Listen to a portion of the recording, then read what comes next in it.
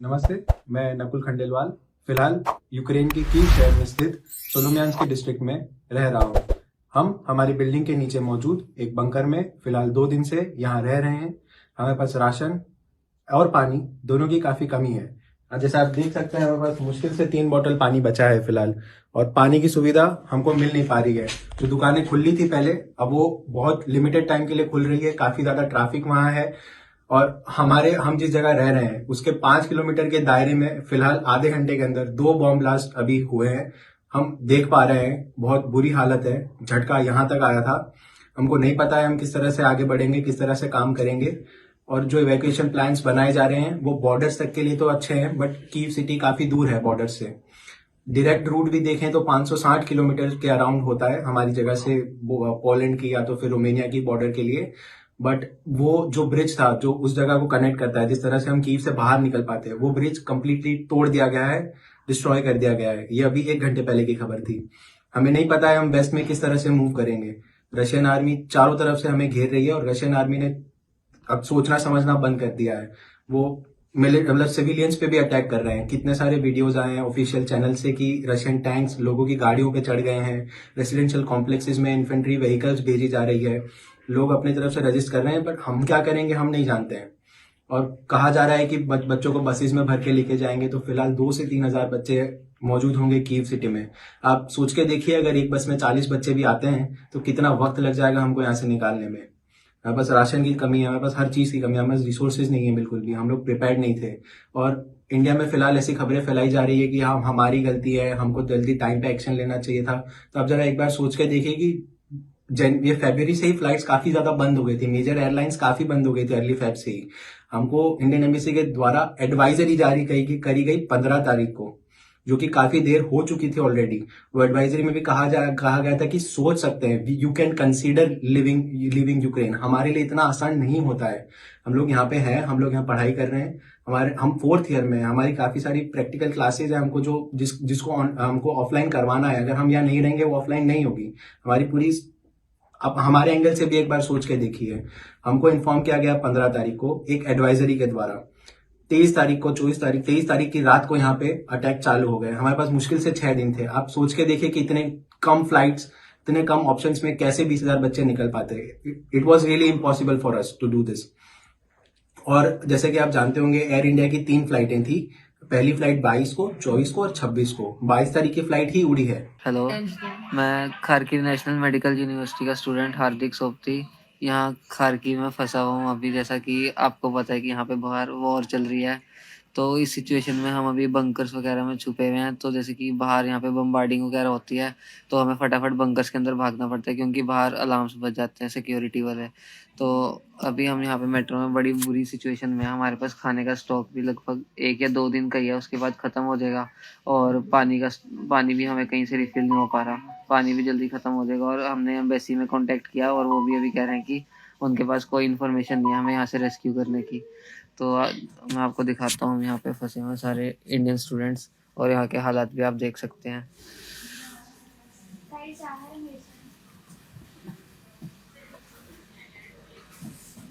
तो जैसा कि आप देख रहे हैं यहाँ पे कितनी बुरी सिचुएशन है। यहाँ पे इवन इलेक्ट्रिसिटी भी कभी भी जा सकती है और खाने की सप्लाई भी कभी भी बंद हो सकती है।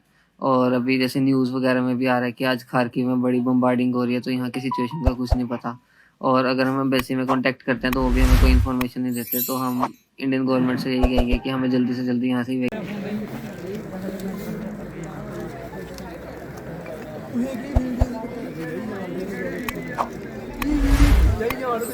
हमारा ग्रुप में Молюсь за тебе, Україна, і свої сили віддаю, щоб від родини і з руїни наш дух і славу бойову очистимо оці джерела Дніпро, славу тече живе, і заспіваємо, що не мерла Україна наша і не мре.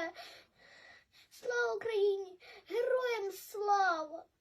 सर कल से आप बोल रहे हो कल से निकालोगे तो कल ही मुझे निकलना है, मुझे नहीं फर्क पड़ता है कैसे निकालोगे, खुद निकालोगे तो निकालो, जैसे निकालोगे निकालो, मुझे कल इधर से निकलना है, बस बात खत्म। रिपोर्टर चाहिए और तुम सारे लोग प्रोटेस्ट करो जाके बाहर सड़कों में, लखनऊ जाकर के, दिल्ली जाकर, अभी तुम जहाँ पे हो अपने सिटी में जाकर के बस कम से कम 100-200 लोगों को लेकर मुझे प्रोसेस नहीं सुनना है, मैं प्रोसेस ही सुन रही हूँ, इतने दिनों से मैं प्रोसेस ही सुन रही हूँ, मुझे नहीं सुनना है कैसा प्रोसेस चलता है, निकालने को बोला है तो निकालो। सर वॉर तो पहले से भी चल रहा था, आप ही ने गारंटी ली थी ना, मेरी गारंटी आप ही ने ली थी ना सर। आपके प्रोसेस के चलते चलते तो हमारी जान सर, आपके प्रोसेस के चलते चलते मेरी जान चली जाए, मतलब आपको कोई फर्क नहीं पड़ता। 8-10 लाख तो मैंने फूंक दिए आपके उधर। पैसे लेते वक्त तो सर किसी ने कुछ नहीं बोला था प्रोसेस के बारे में, अभी बोलते हो, दिन में बोलते हो तो शाम को पैसे जमा कर देते हैं, कैसे करते वो तो हमारी मर्जी। सर वो सब तो ले लिए, इधर आके मैंने वो $3000 पे किया सर। सर मैं गुस्सा क्यों ना करूं, मैं अभी मेरी जान जाने वाली है, मैं गुस्सा भी ना करूं, मैं क्या करूं फिर। एक दिन हुआ और ये सब बॉम्ब्स और वो सब में ये सब करो और प्रोटेस्ट करो। अरे गवर्नमेंट की पॉलिसी तो पहले से हो रही थी, तो पहले से हो रही है गवर्नमेंट की पॉलिसी, तब को आपको समझ में नहीं आ रही थी क्या हो रहा है। कीव तो अंडर अटैक है, अभी हमको गोलियां सुनाई दे रही, क्या कर रहे हो सर आप उधर बैठ के मजे मार रहे हो। सर बात करके क्या हो रहा है, मरने वाले तो मर रहे हैं सर, आप क्या मेरी मौत का इंतजार कर रहे हो, उसके बाद मेरी मौत के बाद झंडा लेके निकलोगे आप। फिर कैंडल मार्चेस करना जो इंडियन गवर्नमेंट करती है। बेटी बचाओ बेटी पढ़ाओ। अरे यूनिवर्सिटी के अंदर सर कल गेट लात मार के गेट तोड़ा गया, आप क्या बोल रहे हो। 2 लोग थे तो गेट तोड़ के चले गए, ज्यादा होंगे तो हमको तोड़ के चले जाएंगे, तब तक आप क्या रहोगे। बस वो आपको बस अपनी एजेंसी चलानी है सर, हमारी तो कोई है नहीं सर। बेटा करके तो अभी ये सिचुएशन है कि हम सब पैनिक में, हमें ना अंदर घुसने दिया जा रहा है और साफ बोला जा रहा है कि इंडियंस नहीं चाहिए, इंडियंस नॉट अलाउड, ना दरवाजे खोले जा रहे ट्रेन के। आप देख सकते हो मेरे साथ और भी मेरे सारे दोस्त हैं, हम सब सुबह से लगे हुए 3 घंटे से लाइन में खड़े थे। की तादाद में इंडियंस यहाँ मौजूद है और यहाँ ना बोल रहे हैं कि ये लोग बोला जा रहा है इंडियंस बैक ऑफ। 2 ट्रेन चली गई और मतलब दरवाजा ही नहीं, दरवाजा ही नहीं खोल रहा, पूरा रेसिंग चल रहा है इधर, पूरा का पूरा रेसिज्म चल रहा है। मुझे नहीं पता इंडियन गवर्नमेंट क्या कर रही है, मुझे नहीं पता इंडियन गवर्नमेंट करना भी कुछ चाहती है या नहीं करना चाहती, ना एम्बेसी से कोई अपडेट है ना कुछ है। हमारी डेड बॉडी लेने के लिए वो भी नहीं आएगी, मैं तो ये बोल रहा हूँ इंडियन गवर्नमेंट कुछ कर ही नहीं रही है, ना कुछ कर सकती है, दिख रहा है साहब। हमें दिलासा दिया गया कि एयरलिफ्ट कराया जाएगा, उसका भी जब सब खत्म हो जाएगा फिर एयरलिफ्ट का क्या करोगे भाई। हमारा इतना सीन है कि कुछ गवर्नमेंट से, इधर की गवर्नमेंट से बात करके हमारे लिए कुछ ट्रेन अरेंज की जाए ताकि हम निकल सके। ट्रेन क्या, बस भी एडजस्टमेंट नहीं है। बाहर शेलिंग हो रही है और इधर हम डर रहे हैं, फिर भी खड़े क्योंकि हमको लग रहा है कि हमारी बारी आ जाएगी, बट नहीं आ रही है। सुबह 6 बजे से आए, अभी 12-1 बज गया, अभी तक नहीं हो रहा है। करोगे कब, जब यहाँ पे 2-4 बम गिर जाएंगे तब। फिर क्या आप लोग आओगे क्या हमारी लाश लेने के लिए। देख सकते हो भाई, मतलब सभी गुस्से में, क्योंकि रीजन भी यही कि घुसने नहीं दिया जा रहा। हम सुबह से लगे पड़े अपनी जिंदगी के लिए। जा रहा है Indians back of, Indians stay away. खाने के बारे में देख सकते हो बारिश भी चल रही है, मेरा जैकेट पूरा भीग चुका है, ठंड भी बहुत है, खाने पीने की भी कोई सुविधा नहीं है, क्योंकि होगी भी कैसे। हम लोग निकलने के लिए निकले, ट्रैवलिंग के लिए निकले, हम कितना लेके चलेंगे साथ में। आपका फोन बंद होता तो हमारी जाने निकल जाती है। अब यहाँ पे सारे बच्चे बहुत स्ट्रांग है, एक दूसरे की हेल्प कर रहे हैं, सब प्यार से रह रहे हैं। होप तो हमें भी है कि इंडियन गवर्नमेंट हमें जल्दी निकालेगी यहाँ से, आ जाएंगे हम जल्दी, आज नहीं तो कल, कल नहीं तो नेक्स्ट डे। प्लीज बस गवर्नमेंट से भी ये रिक्वेस्ट है, आपसे ये रिक्वेस्ट है कि गवर्नमेंट तक पहुंचाओ कि हमारे बच्चे जल्दी हमारे पास आए। बिना शक उनको खाना मिल रहा है, सब कुछ मिल रहा है, लेकिन फिर भी बहुत पैनिक है। हम जहाँ भी पैनिक है वो वहाँ भी पैनिक है।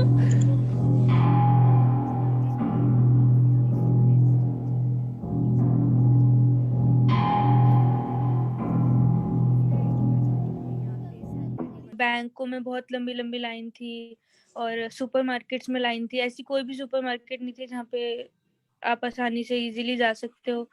कुछ सामान, ब्रेड्स वगैरह खत्म थे। वो जो एक ये लंबी बिल्डिंग दिख रही होगी आपको, बहुत लंबी बिल्डिंग, ये हमारी यूनिवर्सिटी की बिल्डिंग है और जो फायरिंग हुई थी वो इसके आसपास हुई है। सारे बोल रहे हैं कि आप लोग बॉर्डर पे क्यों नहीं जा रहे। हम बॉर्डर पर कैसे जाएं जब रात में 6 to 6 डबल मार्शल लॉ लगी हुई है, शूट एट साइट का ऑर्डर है, देन हाउ इट्स पॉसिबल कि आप हम वहां तक बॉर्डर तक जाएं अपनी लाइफ रिस्क में लेके। मैं अपील करती हूँ इंडियन एम्बेसी से, बीजेपी गवर्नमेंट को कि काइंडली हमें यहाँ से निकाले। It's really very difficult and tough for us. 67 बच्चे हैं इस शेल्टर में, और बंकर में तो अराउंड 600 प्लस स्टूडेंट्स होंगे। ऐसे face to face it's not possible कि पेरेंट्स को दिखाना ये सिचुएशंस, और बाकी बच्चों के लिए भी आई डोंट थिंक सो कि किसी के लिए पॉसिबल होता होगा कि वो वीडियो कॉल करके बात कर सके। ऑफ कोर्स मेंटल ब्रेकडाउन हो रहा है और पता नहीं कब सही होगा ये सब कुछ। इंडियन गवर्नमेंट या इंडियन एम्बेसी जो बच्चे ईस्टर्न पार्ट में फंसे हैं उनके लिए कुछ भी नहीं कर रही है। यहाँ तक कि कोई एडवाइजरी भी हमारे लिए नहीं आती, और अगर एडवाइजरी कोई आती भी होगी उस पर एक्ट करने से पहले हमें आई गेस 10 to 20 टाइम्स सोचना पड़ेगा, क्योंकि बहुत बच्चे इंडियन एम्बेसी की एडवाइजरी को देख के खुद स्टेप लेते हैं, खुद खारकिव से बाहर निकल रहे हैं कि हम किसी बॉर्डर पे पहुंचे और वहां से इवैक्यूएशन हो हमारा। हमें कुछ नहीं पता कि कब खत्म हो जाए, क्योंकि बाहर भी सामान जो है महंगा हो रहा है और उसकी क्वांटिटी भी बहुत कम हो गई है। तो फिर मुझे नहीं लगता कि ज़्यादा से ज़्यादा हफ्ता भी और चल सकता है यहाँ पे खाना। मैं दिसंबर 2020 में आई थी यहाँ पे, और मैं तब से इंडिया नहीं गई हूँ, इवन वेकेशंस में भी नहीं गई थी। तो ये मेरा फर्स्ट टाइम था, मैं इंडिया जाने वाली थी। मेरी फ्लाइट 25 को थी। 23 को मैंने अपने फ्रेंड को बस स्टॉप पे सी ऑफ किया। 24 को मुझे सुबह कॉल आ रहा था 5 बजे की बाहर फायरिंग हो रही है। मैंने जैसे ही बाहर देखा सिचुएशन बहुत खराब थी, बाहर बॉम्बार्डिंग की साउंड्स आ रही थी। मैं अकेली थी अपने फ्लैट पे। मैंने सबसे सेफ जगह समझी कि मुझे हॉस्टल आना चाहिए। जैसे ये सब चीजें की अनाउंसमेंट होती है कि बंकर में शिफ्ट हो जाओ, सबके सब बंकर में शिफ्ट हो गए आके। उसके बाद तब से हम बंकर में रह रहे हैं। आज डे 5 है और it's very difficult to live है। जी ये सारे बच्चे जो है टीचर का है, कोई सेकंड कोर्स का है, कोई थर्ड कोर्स का है, कोई फोर्थ कोर्स का है। सारे ही जैसे पहले दिन तो हम यहीं नीचे ही बैठे थे, डस्ट थी, लेकिन थोड़ा अगले दिन रूम में जाने दिया गया और तब सारे बच्चों ने अपने अपने लिए एक जो यहाँ पर एक वैसे मैट्रेस थी वो लेकर हमने बिछा ली नीचे और अपने अपने ब्लैंकेट्स ले आए, क्योंकि नीचे बेसमेंट में कोई हीटिंग सिस्टम नहीं है और रात में अगर -4 हो जाए, -5 हो जाए तो ठंड काफ़ी लग जाती है। हर किसी के लिए रहना यहाँ पर से ठीक मतलब उतना आसान नहीं है। किसी को अस्थमा है, किसी को सफोकेशन हो जाती है, तो और काफ़ी लोग ऐसे भी जिनको मेडिकल प्रॉब्लम्स भी हैं, तो उनके पास मेडिसिन भी इतनी अवेलेबल नहीं होती। जैसे एक लड़की है, उनको अस्थमा है, उनके लिए एक इंजेक्शन की कुछ ज़रूरत है फिर, लेकिन बाहर जाना अलाउड नहीं है क्योंकि डबल मार्शल लॉ लग चुका है और शाम में 5 बजे के बाद शूटेड साइड का ऑर्डर है। जो अगर जिस तरीके से अगर खाना आ जाता है मेस से, बस वही बहुत बड़ी बात है। नहीं तो और कोई चीज़ों के लिए बाहर नहीं निकलने दिया। जी घर वालों से तो बात हो रही है, घर वाले परेशान हैं। एम्बेसी में कॉल अगर लगाया जाए तो एम्बेसी कॉल कट कर देती है, या तो लाइन बिजी आता है या तो कहीं और फॉरवर्ड हो जाता है। कल भी हमने 6 के 6 नंबर ट्राई किए थे पर कोई रिस्पॉन्स नहीं आया एम्बेसी की तरफ से।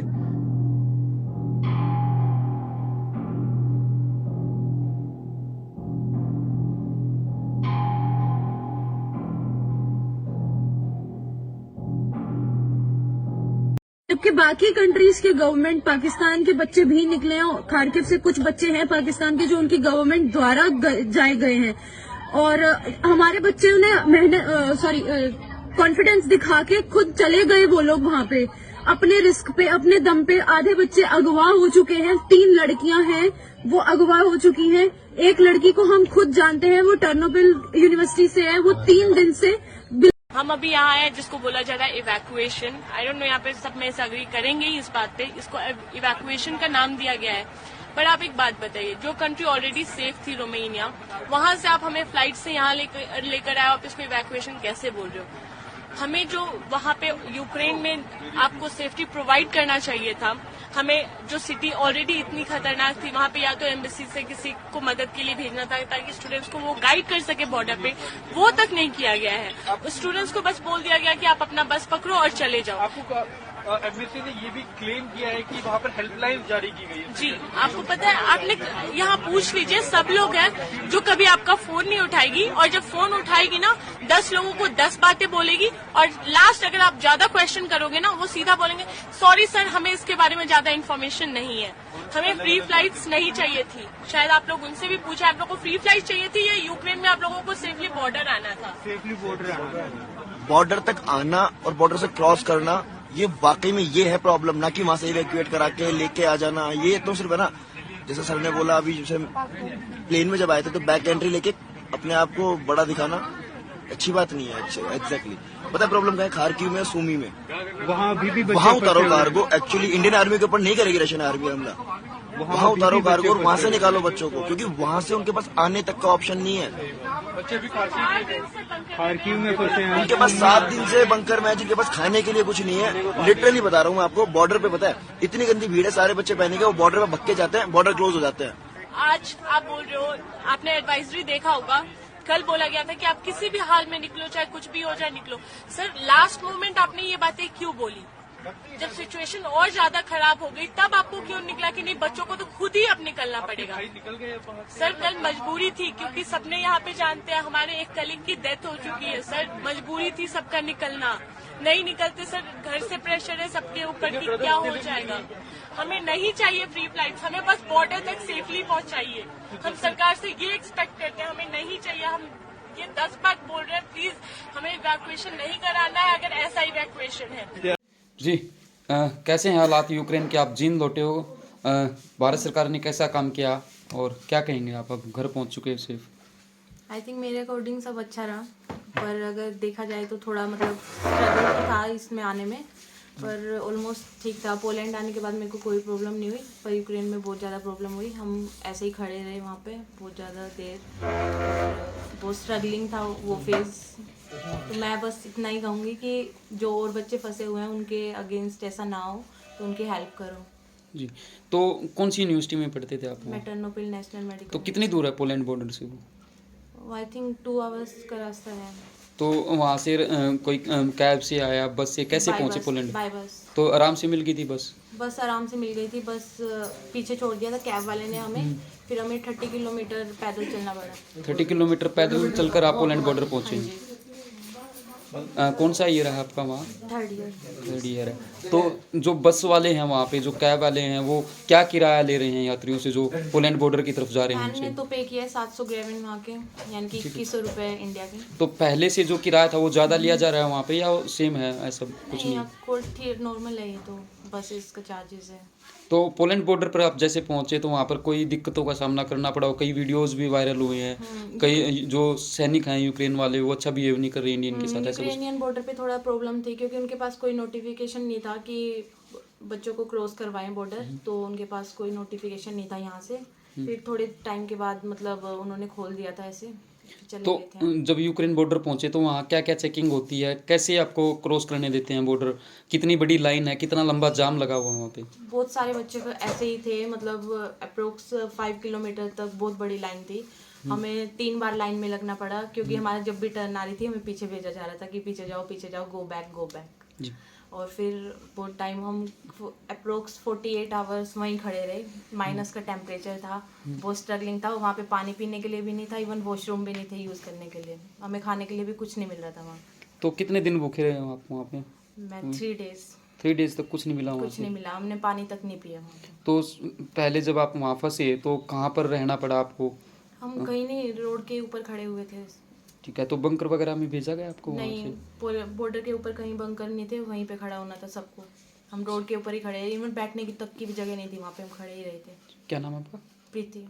यूक्रेन से आए हैं, क्या कहना चाहेंगे, क्या नाम है आपका? मेरा नाम साक्षी है।